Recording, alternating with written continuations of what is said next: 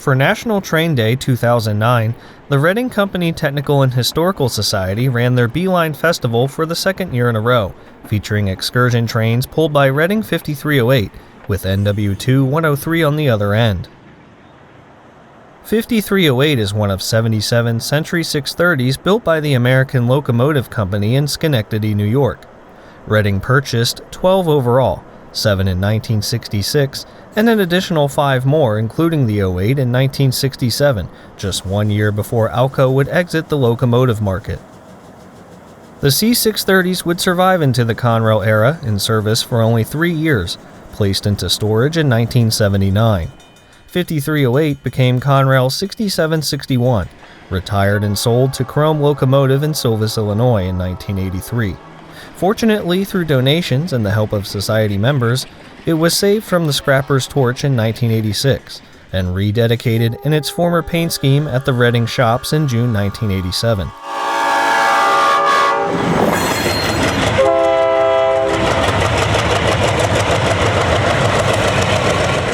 '56 C630M variants were also built by the Montreal Locomotive Works.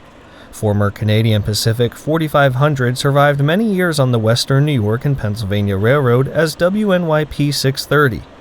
As of spring 2024, it's out of service, having been donated to the French Creek Valley Railroad Historical Society.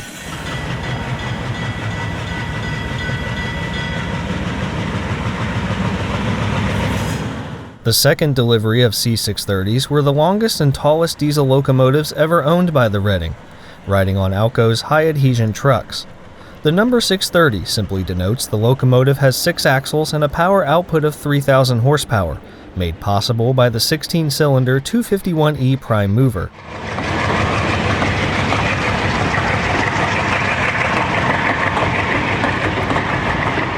The second delivery also received the slogan for Beeline service, the same scheme worn by Norfolk Southern Heritage Unit 1067. The Reading Company introduced its Beeline service in 1966 to compete with short-haul trucking that was taking over local competition as the taxpayer-funded highway and interstate system greatly expanded. The way it worked was that any shipper could give the railroad 2 hours' notice of a special move between 5 and 20 cars at their request. The catch is that it had to be within the Reading Company's network, whose longest distance was 210 miles between Philadelphia and Williamsport.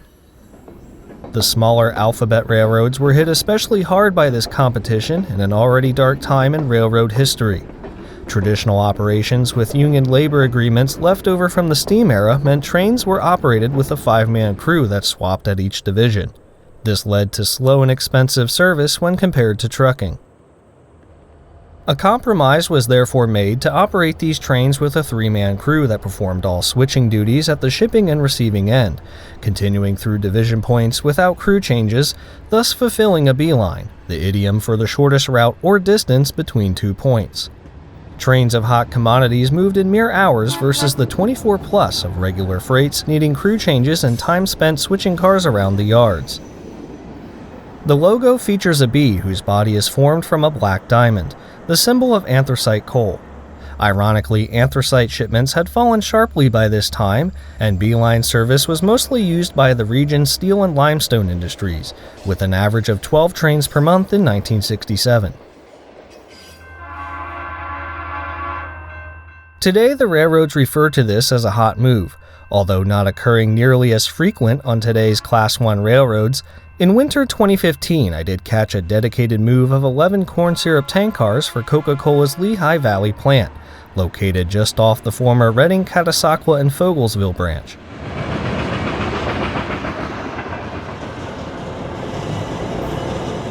Anyway, back to the May 9th trips in 2009. Passengers board in South Hamburg for a 40-minute round trip to Shoemakersville and back. 103 pulls the train south on what can be considered a rare mileage trip by this date.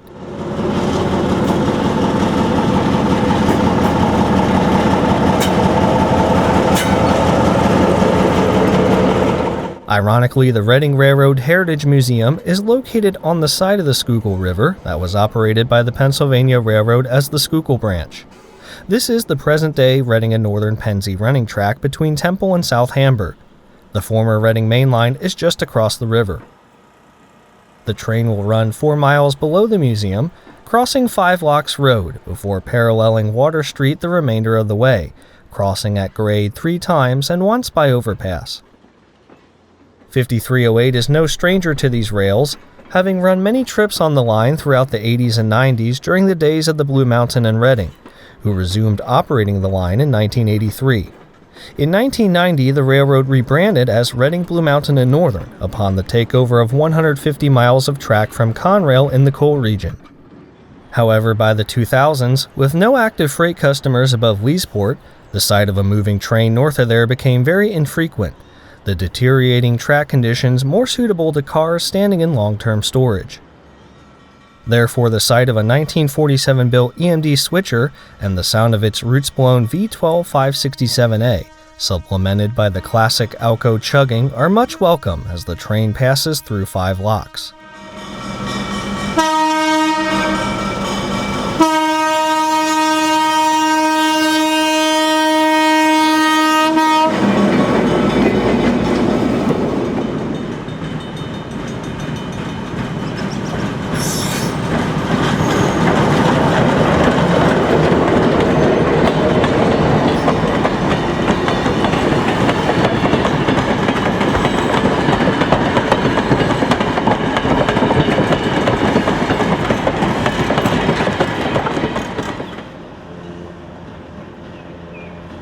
Exactly 1 more mile south, the train sweeps around a curve alongside some open fields. The engineer sounds 103's single-chime Wabco air horn for the Water Street crossing.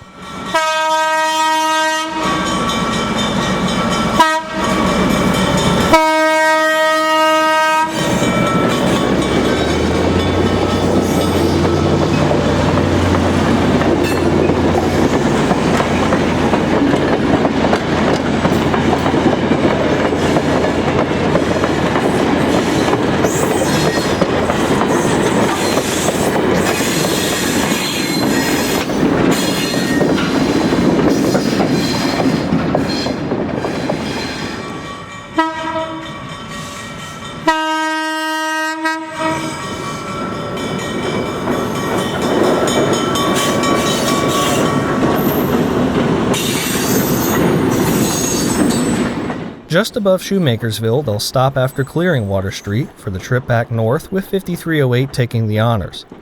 5308 is the last American-built C630 in operating condition. 2 more also survive in preservation, Norfolk and Western High Hood 1135 in Roanoke, and Union Pacific 2907 at the Arkansas Railroad Museum.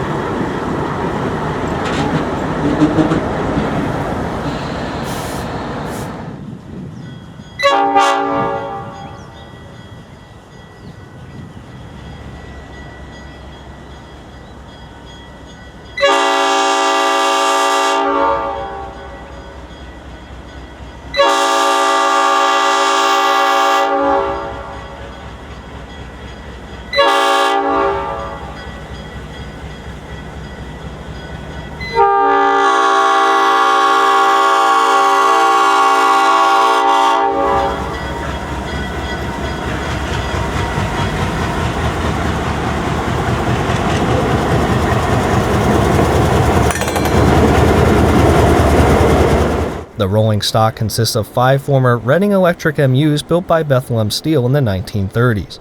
38 of the original 100 were rebuilt in the mid-60s, known as Blue Liners for their distinct blue and white livery. 9103 is unique in that it contained a baggage area replaced with additional seating and 2 large windows. The Blue Liners would survive in service under Conrail and later SEPTA until 1990. 9123 still wears a patch SEPTA paint job in this scene. The Latrobe Inn is actually a former Union Pacific baggage dormitory car. 5308 gives a good run toward the second crossing of Water Street, past a field yet to be planted for the season.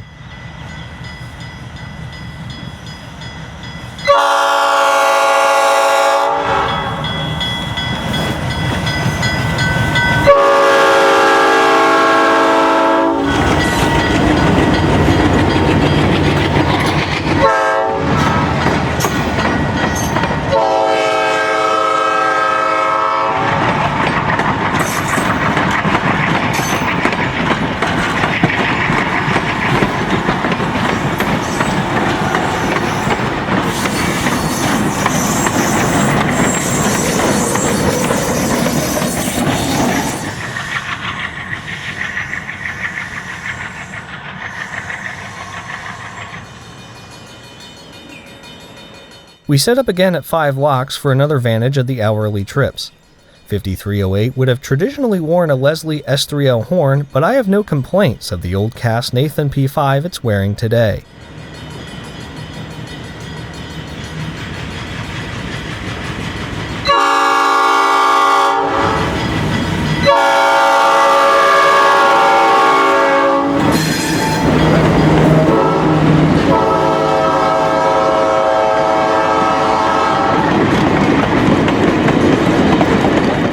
The equipment on today's train only represents a small selection of the locomotives and rolling stock on site at the Reading Railroad Heritage Museum. Obviously, today's video wouldn't be possible without the effort, time, and donations made by Society members. So if you're in the area, consider stopping by. It's well worth the price of admission. Also consider checking out my other videos from the Pennsylvania hard coal region filmed on the Reading and Northern. I am also working on a video of freight operations on the Schuylkill branch, so please subscribe as to not miss out when it becomes available. As always, thanks for watching, and I'll see you in the next one.